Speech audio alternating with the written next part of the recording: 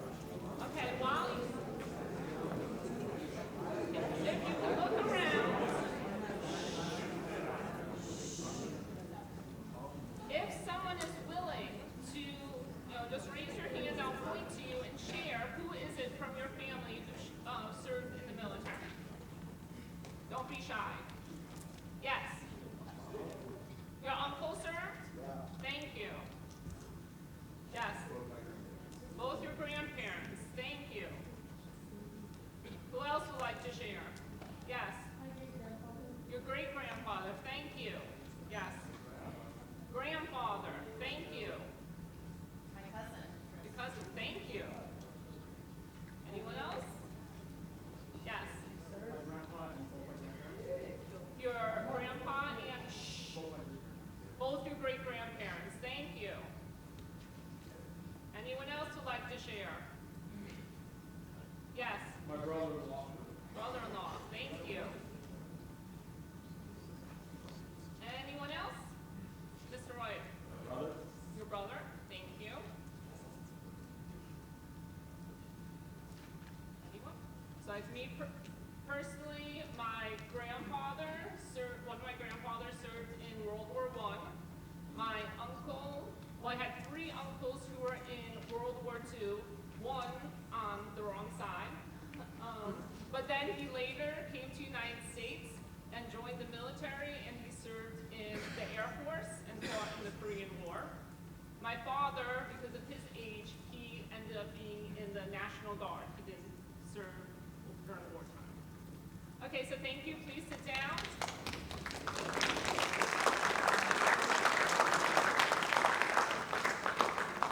Okay, if you didn't know, these are the different branches of the U.S. military.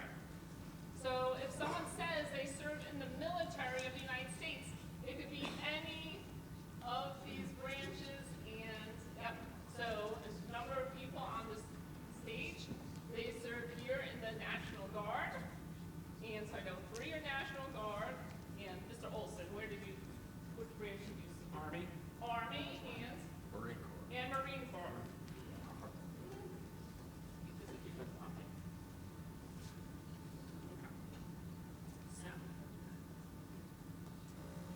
Question often asked, well, what is a veteran? Like, what is a veteran?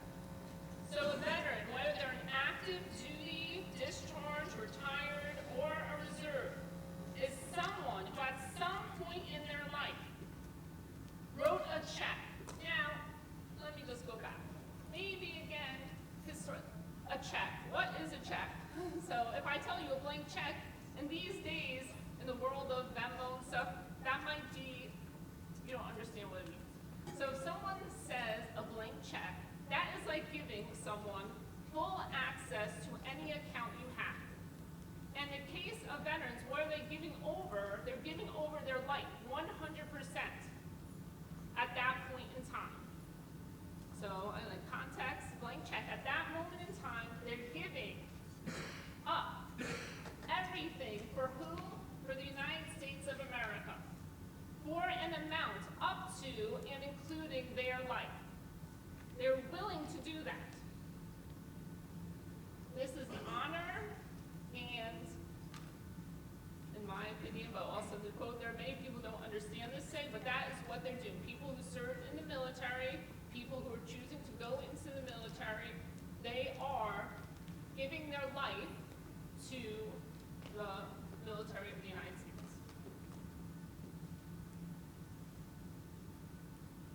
Okay, so how many veterans are there today? Living, 15.8 million. When I started doing this, or the last count, in 2009, there were 23 million living veterans. Many have passed away, those who served in World War I and World War II due to their age. Okay, so on Veterans Day, we honor veterans for their solemn pledge to do what? To defend our freedom. That's what they're doing, defending our freedom. We thank them for their example of service and sacrifice, and we pledge to uphold their legacy by what? By remembering their role that they played in our lives. Their sacrifice has helped protect our freedom. So, without any further ado, please, audience, give a warm welcome to the veterans who are up here on stage.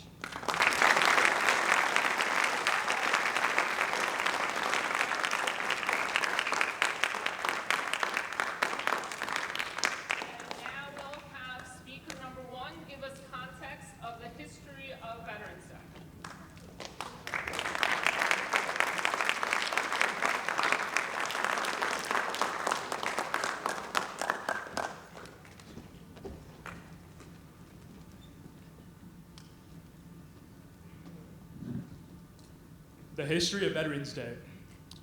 Veterans Day originated as Armistice Day on November 11, 1919, the first anniversary of the end of World War I. Armistice Day officially received its name in America in 1926 through a congressional resolution to have it as an annual observance. It became a national holiday 12 years later in 1938 by similar congressional action. If the idealistic hope had been realized that World War I was the war to end all wars, November 11th might still be called Armistice Day. But only a few years later, the holiday was proclaimed. War broke out in Europe. About 16.5 million Americans took part. 470,000 of them died in service, and more than 292,000 in battle. Realizing that peace was equally preserved by veterans of World War II and Korea, Congress was requested to make this day an occasion to honor those who have served America in all wars. In 1954, President Eisenhower signed a bill proclaiming November 11th as Veterans Day. Veterans Day is not to be confused with Memorial Day, a common misunderstanding, according to the U.S. Department of Veterans Affairs. Memorial Day, which is the fourth Monday in May, honors American service members who died in service to their country or as a result of injuries incurred during battle. While Veterans Day pays tribute to all American veterans, living or dead, but especially gives thanks to living veterans who served their country honorably during war or peacetime.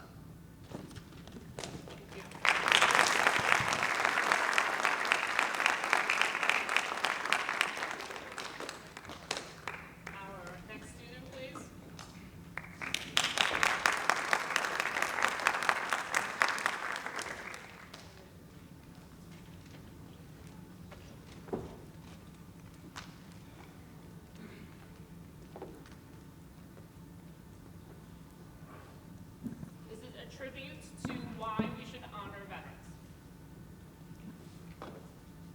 For many high school students like myself, Veterans Day is just another day off from school. Every year I have let the true meaning of Veterans Day go over my head until this year when we learned about World War I. Hearing about the conditions of war and the unimaginable things veterans have gone through has made me realize what the purpose of Veterans Day is: to honor and thank veterans for their service to our country.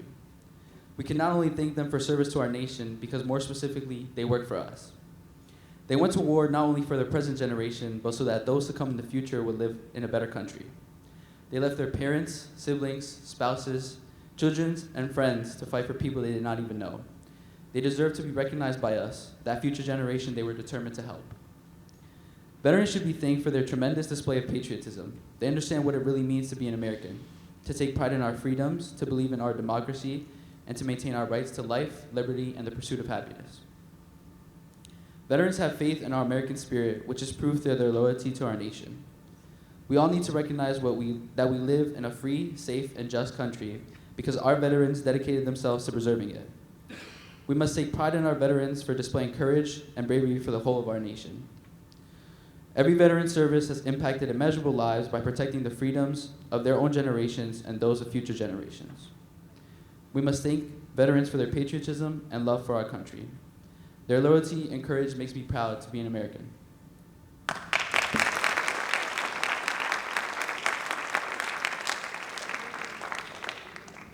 thank you. So 2 things. 1, the word armistice, so that definitely is in the social studies curriculum, but maybe it's unfamiliar. Armistice, literally you put down arms.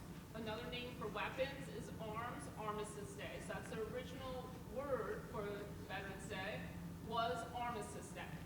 World War I was supposed to be the war that ended all wars. Unfortunately, it was not. And now we call it Veterans Day to honor all veterans in all wars serving in wartime and of the whole military, either serving during wartime or peacetime. Here you can see, again, 15.8 million living veterans today.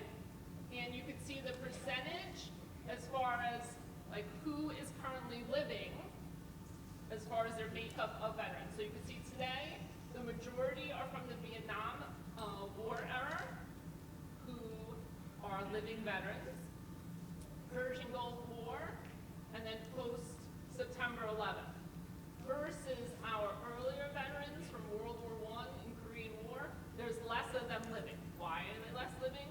Because of their age. So there's one time at on this stage that I even had veterans from World War I. I've been doing this for a couple decades, so people get older, except for me. Sorry. Okay, now we have a poem to read, and then we'll get to our guests on the stage.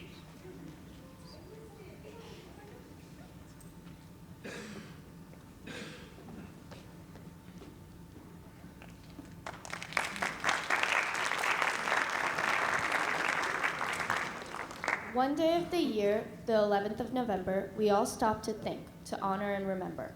All those who proudly defended the U.S., bearing arms for the country is no easy task.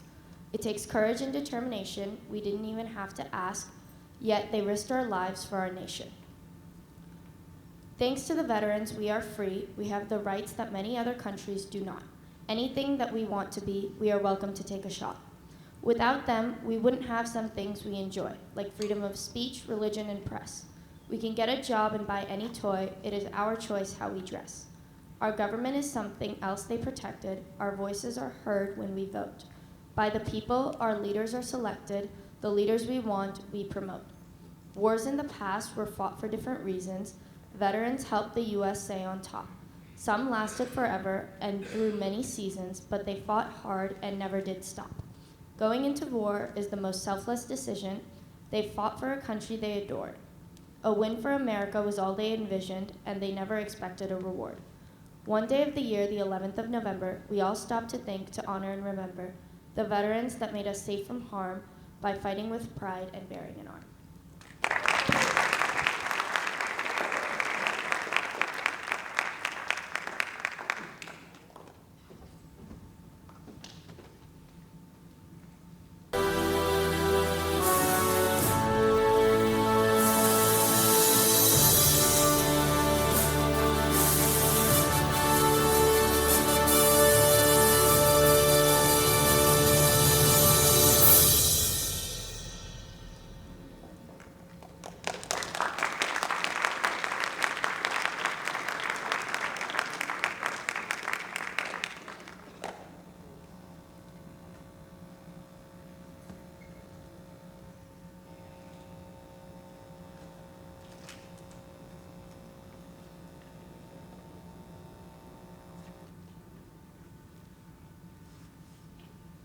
Okay, so here's a quote.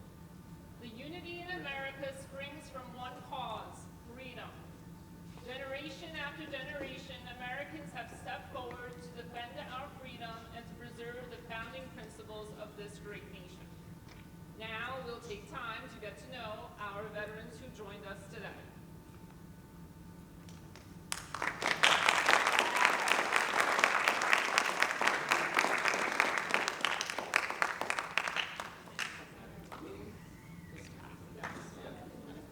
So first, it's just first, if you just introduce yourself and let them know where you serve, where you're serving.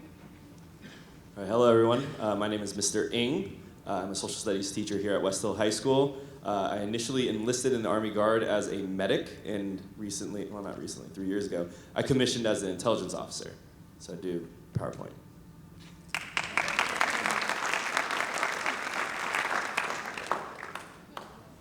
Hopefully you still remember me as Mr. Stone, even though I'm not currently here, but I have taught at Westhill for the last 12 years or so.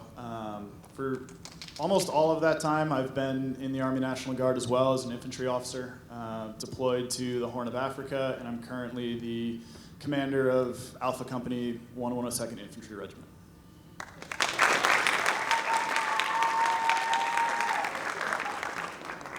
Good morning. My name is David. I served 5 years active duty, then transferred to the National Guard, where I'm currently with Mr. Stone. I've been in the Guard for 11 years, soon to retire.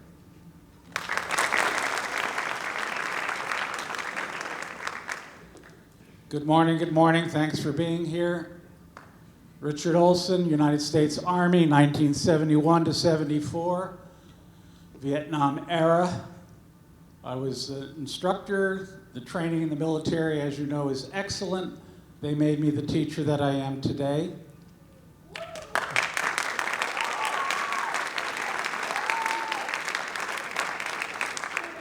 Because of my high school technical background, I became a construction drafting teacher at Fort Belvoir, Virginia. At that time, it was the Engineer Center. And a thought to leave you with, if you have a chance to go up and talk to a veteran, you'd be surprised what you hear. We had a Legionnaire that was a World War II veteran from Bridgeport. He has since passed. He was in the Battle of the Bulge. They do not talk much about it, but the little they do, you can see it in their face. It's like it happened yesterday, and this gentleman was in his 90s. So keep up the schoolwork, good grades, and thank you very much.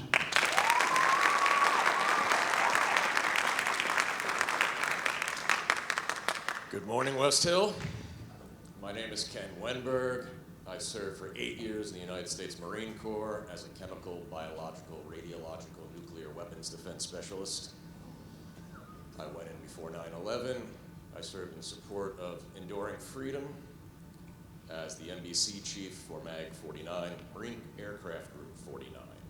We had Ospreys, 53 Echoes, large support helicopters, F-18s, as you see on the movies.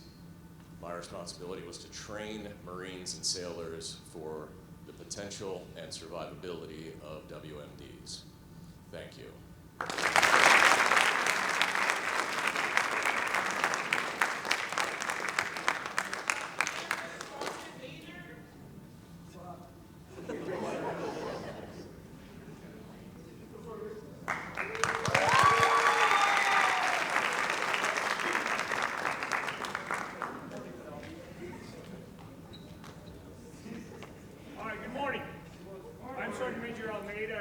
Most of you know me from the JRTC program. Okay? Hey, I joined right after high school in 1978, and I did 41 years between active duty and reserves. Okay? I deployed twice to Iraq, and I am very fortunate to be at Westhill High School and sharing some of my leadership knowledge with all my cadets. It has been an honor for me to serve this great nation. And by the way, I have a tradition, I have a history just a lot like you, as I immigrated when I was 10 years old from Portugal, spoke no English, okay? Spoke no English, had 1 year of ESL, and I had to learn English the hard way. Here I am today with a master's degree, okay? And I graduated, and I retired as a command sergeant major, which is one of the highest ranks in the enlisted ranks, the non-commissioned officers. The only thing that bothers me here at Westhill High School a little bit is that some of you have no respect for the flag, okay? And you gotta understand, these gentlemen here, to include myself and people that I've lost in Iraq, they've given their ultimate sacrifice to have this flag right here, all right, which represents freedom. You know, I see as I substitute some classes, I notice that some students do not stand for the pledge. We're not asking you to recite the pledge, but at least stand up and show some respect for the people on this stage, okay, and those that are not here to be part of that freedom. So again, I would ask you, moving forward, stand up, represent. Some of you came here from whatever country you came because you had a better freedom, better life here. That's because of that flag, the freedom. People like these gentlemen here, to include myself, have almost given an ultimate sacrifice, almost gave our lives to protect what that is. So please, I know this is a hard class, all right, but I need you to understand how important this flag is to us. Thank you.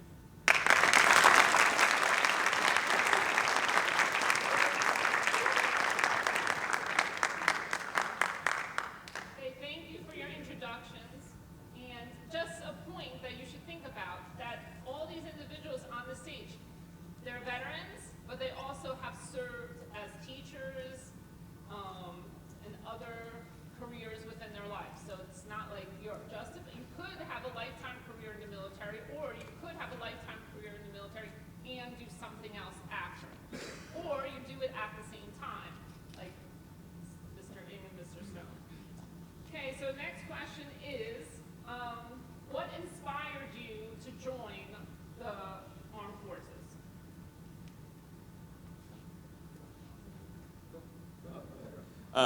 So my grandfather served in World War II in the Army Air Force. Back then it was folded into one organization.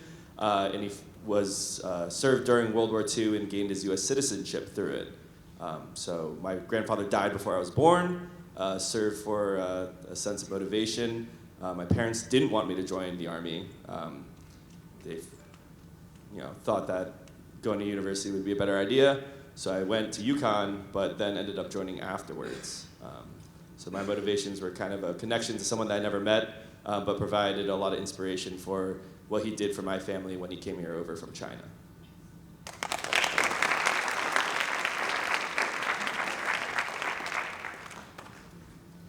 I mean, let's see. I think overall there were really two things that kind of inspired me to join about 11 years ago when I did. And one was sort of like looking for a personal challenge, looking to do something difficult, something different from kind of the normal experience. But then another huge piece of it was really the experience that I had here. So if you didn't know, I grew up in Stanford. I went to Westhill. I've sat in those same seats, and I had a really great experience here, and I was really looking to do something that would allow me to give back to that community that did such a good job for me, right? Which is how I ended up back here at Westhill as a teacher. It's how I ended up being in the National Guard, where I am able to, fulfill that challenge of being an officer in the Army while also being part of the community here. And that's been a really rewarding experience on both sides so far.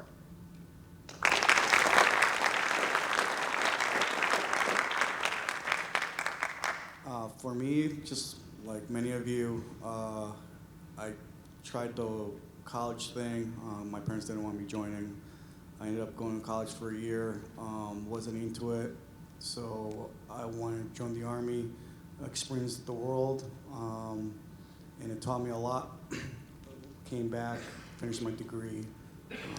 So one of the reasons I joined was just college at the time. I was not prepared for it, and just something that wasn't on my mind.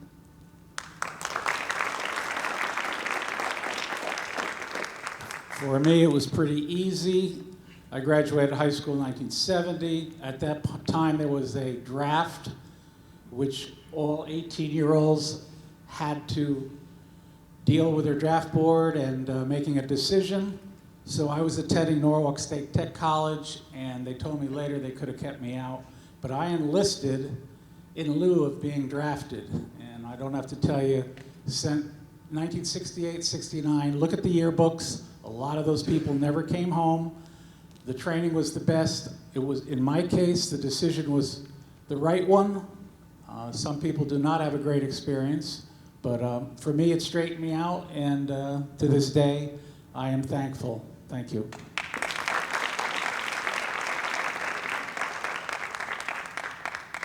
My reasons were threefold. First off, to serve my country. Secondly, for educational opportunities.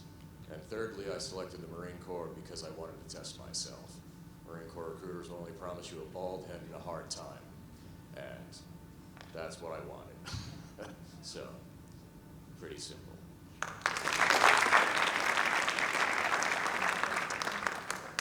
The reason I joined is, one, I needed to get away from my mom, all right? I was being considered as a mama's boy, so I needed to get out of the house. Now, on a serious note, is that I had a cousin of mine, which is a year younger than mine, maybe 2 years younger than me, that had joined the Army. And also my father had served in the Army in Portugal, and he was part of the National Police in Portugal, too. So I always wanted to be a police officer, some kind of law enforcement officer. And I said to myself that the only way I can do this is to get, at that time, again, my English was not that great. It was good enough to communicate and all that, but not good enough to go into college right away. So what I did was I joined the Army. I became a military policeman. I spent 3 years in Germany. And out of those 3 years, a lot of you will probably have heard this name, Jeffrey Dahmer. I happened to arrest Jeffrey Dahmer while I was stationed in Germany as a military policeman. Having said that, I came back home, and I used my military GI Bill to pay for my bachelor's degree, which I graduated with a criminal justice degree with a minor in business from Western Connecticut State University in Danbury. And later on, I got my master's degree from University of Connecticut in Homeland Security. But the Army has given me a great future. It's taken me to the places that I never thought I would be, and places, knowledge and knowing people around the world between deployments and being all over the state. So that was the reason I joined the Army. I wanted to get away from home. And eventually I had to come back home. But at least I was a little bit more experienced, educated, and I can deal better with the situation at home.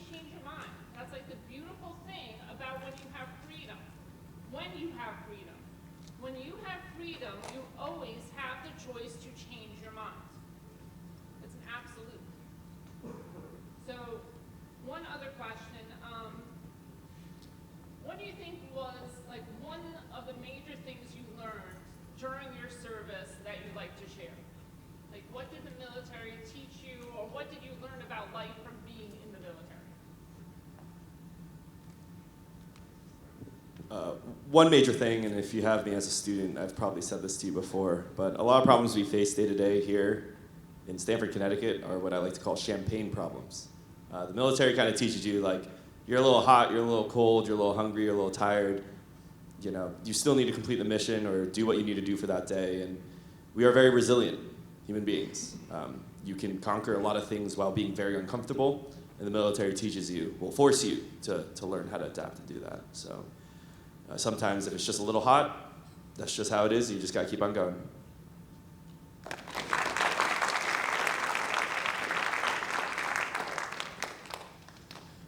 So I definitely completely agree with what Mr. Ng just said. I mean, that is probably what I would say is the most valuable lesson I've learned as well. But to add on to that, and this is again something that I'd probably say on the first day of school to those of you who have had me, is that communication is probably the most important skill that you can learn here, right? How to take in information from different people in different ways, and how to use that for something and give it back to different people in different ways. And through my experience in the military, very much like here at Westhill, you're going to encounter a lot of really, really different people, some that you like, some that you don't like, some that you have to listen to, others that you give them instruction and tell them what to do. And being able to manage that, being able to learn how to effectively work with different people in some very stressful environments is one of the biggest things that I think I've gotten better at over my time in the military.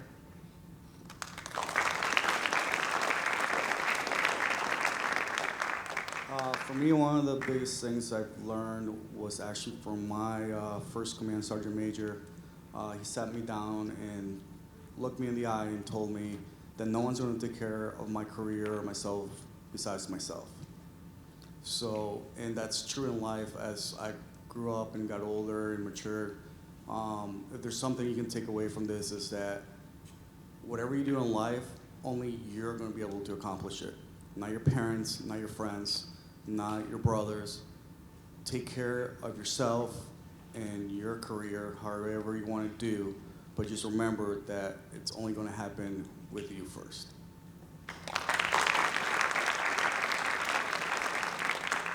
I would have to say the leadership training in the military that I received was a big help in my life. I could cite some examples to you, but the training is excellent. One of the points was getting along with other people during the military. Everyone was going down the same path, basically, and striving to do well. Today, out in the community, you hear all these stories about negative stuff. It's good to be positive, work with your neighbor, your fellow person, and do the best you can at all times. Thank you.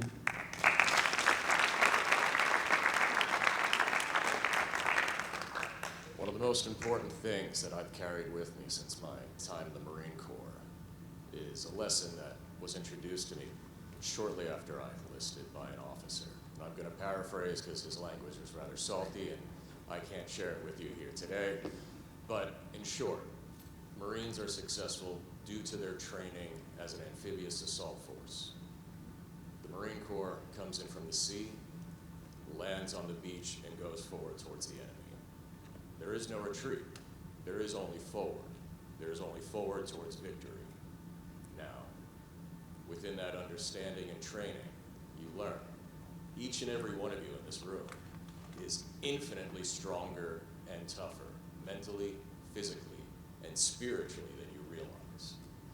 And all the branches, boot camps, and training, and continual training within the services keep testing your mettle and keep reminding you and sharpening you to realize that you are so much stronger than you think you are. And also, it is necessary because life will throw you curveballs. It's just the way life is. Plans start becoming invalid with first contact with the enemy, as they say. And the official motto of the Marine Corps is Semper Fidelis, always faithful, but I think the secondary one is Semper Gumby, always flexible. You've just got to just stick and move.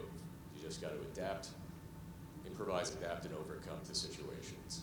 And you move forward. You move forward towards victory, and not just with yourselves, with your brothers and sisters on either side. You do it together, and you accomplish the mission. And that is one of the biggest takeaways that I've taken from the Marine Corps, and I use every day of my life. Thank you.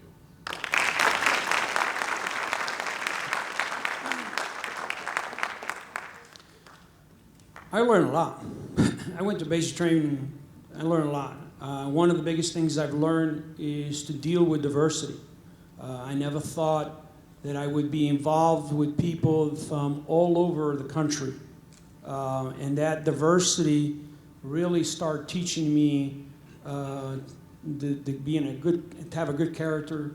Along with that, I also learned how to communicate with each other, believing in each other, trusting one another. You know, I didn't have very self-confidence when I went into the military. And that, you know, besides having the drill sergeant up my rear end, pushing me, you know, I really determined that whenever we put our minds to, positive thinking, not saying I can't do, yes you can, you don't know if you can if you don't try. So if any takeaway from me, from my learning, is how to deal with and be able to be amongst a diversity community, being able to communicate with them, trust my brothers and sisters of arms, because, you know, you never know where you're going, and the only people you should be able to trust is the ones who are wearing the same uniform as you. But the long term is that I realize that I can do whatever I can when I put my mind to it.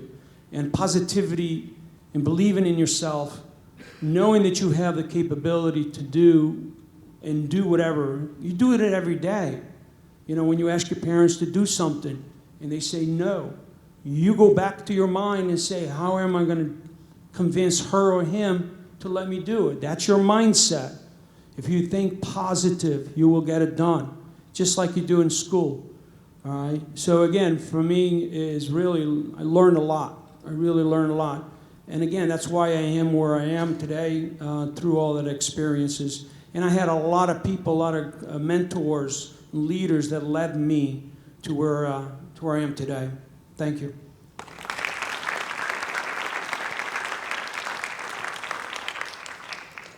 Okay, on the of learning. So the light is right in his face, but right here in this picture with me is Stan Pelter. Stan Pelter is currently 104 years old, young. That picture is from when he was 102, because that was 2 years ago. So Principal Rinaldi, when Mr. Pelter would come to the school all the time, he gave me something he wrote for his grandchildren to share with students when he could no longer come to the school. So I asked Mr. Rinaldi if you'd read part of the words of Stan Pelter.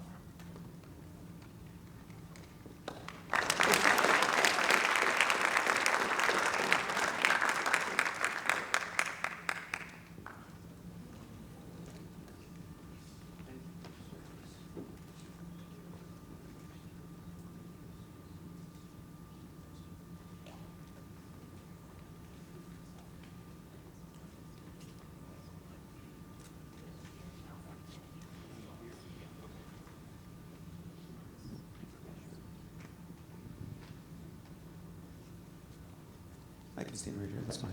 Thank you, Dr. Forbes. It's an honor to read this. And I think I remember meeting him, but there's no question that he's an incredible human being to be as involved as he is all these years and cares very deeply. So this is quite an honor to read what he wrote for his grandchildren. So, here we go. Now I want to tell you some of the lessons I have learned during the past 80 years.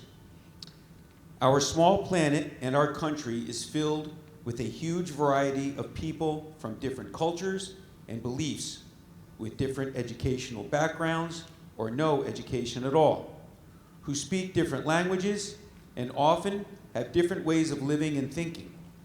They may be our neighbors, our friends, or fellow students, or business associates.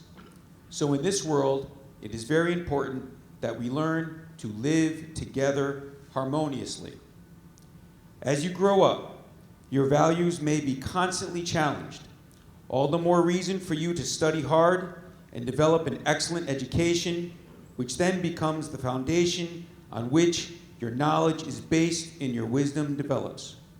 I listened to talk by a Professor Richard Dawkins of Oxford University, who wrote the following to his 10-year-old daughter, quote, "You will be told by some people to believe certain things that they may say is the truth or want you to believe is true, for good reason or bad reasons. You will have to decide if they are right or wrong. It is not easy for you to do anything about that because you are only 10 years old. But you could try this. Think to yourself, this is the kind of thing that people or that person believes because of factual evidence, tradition, authority, or religious beliefs, or based on their specific educational or professional knowledge. So nicely say to them, what you say is interesting, but please help me understand. What sort of facts or evidence can you give me to support that what you tell me is true?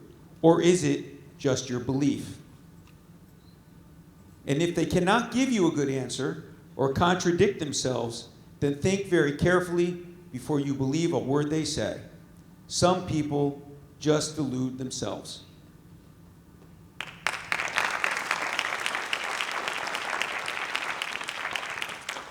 So here are some of his thoughts. From my experience in my life, I've also learned a few lifestyle practices I've developed to things done.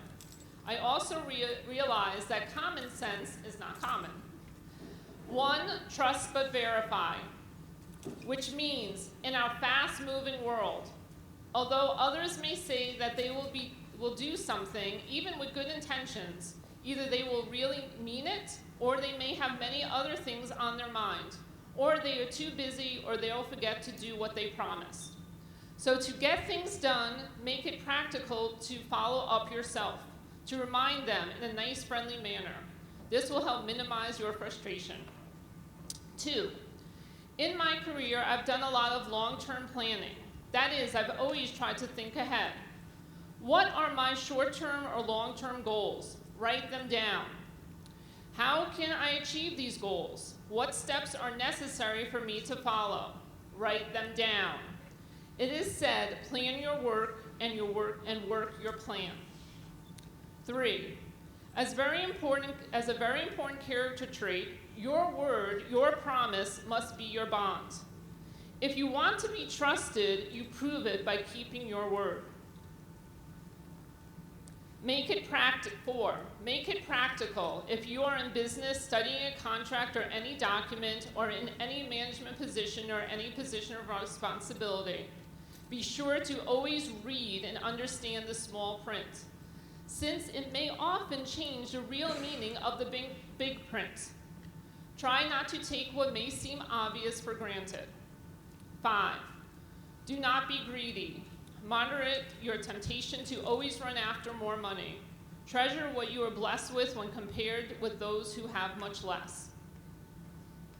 7, try to keep a sense of humor. Smile a lot. It will really improve your interpersonal skills and help you keep friends. 8, always try to do your best. 9, find out what you love in your life and go after it. Thank you, Stanley Pelter.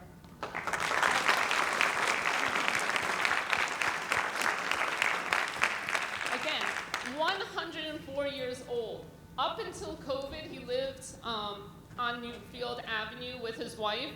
After COVID, his wife passed away during COVID, and then now he lives in a apartment in the atrium. Stanley Pelter. Okay, so before I have ask one more person to read. Yes? Yeah? Okay, we have one last reading to do. Oh.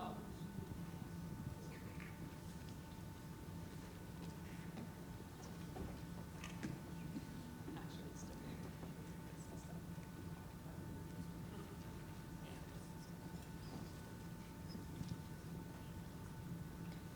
Many of you recognize the melody of taps.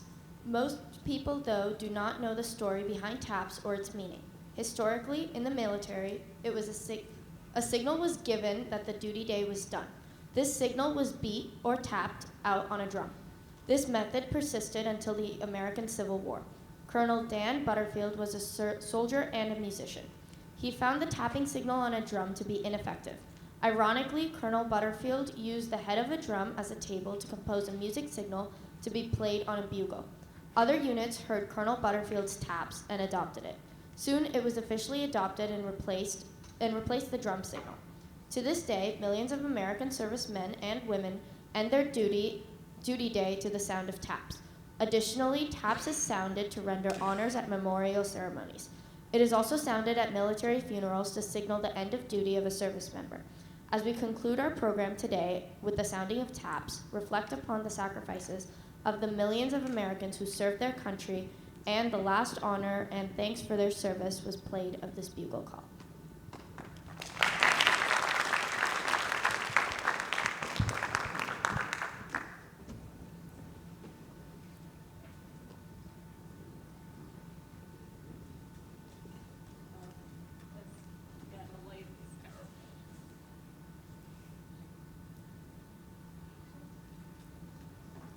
Some of the veterans who came in the past to our veterans program.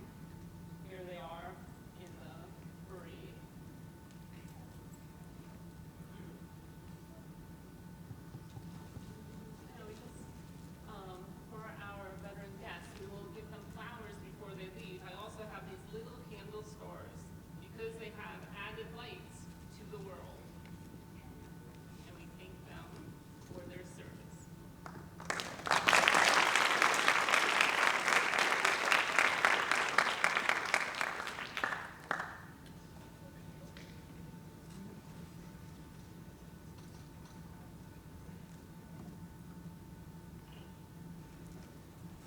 So one of the best ways, again, to honor veterans is to thank them and also to talk to them, honor and thank. And there's so many of you who said, if you have those relatives who served and who are still living, just take the opportunity to call them. Maybe pick up the phone and send a text message or anything else. Pick up the phone and say, hey, hi, we don't have school on Monday. You have extra time in your day to ask, just thank them. Just simply thank them for their service. Excuse me, young people. What are you doing? If you want to do something active, showing that you support our veterans on Sunday, which is supposed to be a beautiful, sunny Sunday here in Stamford, Connecticut. This Sunday at noon in downtown Stamford is the Veterans